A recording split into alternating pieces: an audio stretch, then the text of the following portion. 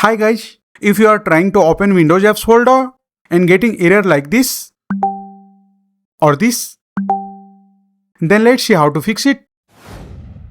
To make the Windows Apps folder accessible, first of all, right click on the Windows Apps folder and then go to Properties, and on the Windows Apps Properties dialog box, go to the Security tab and then click on Advanced button.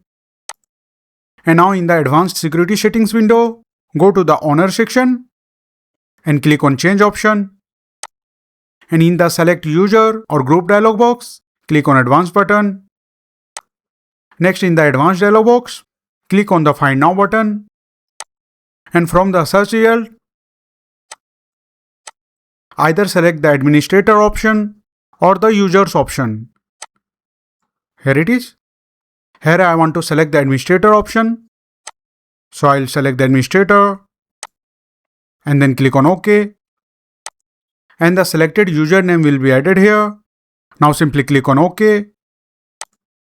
And now here, in the Advanced Security Settings for Windows Apps window, check the box Replace Owner on Subcontainers and Objects.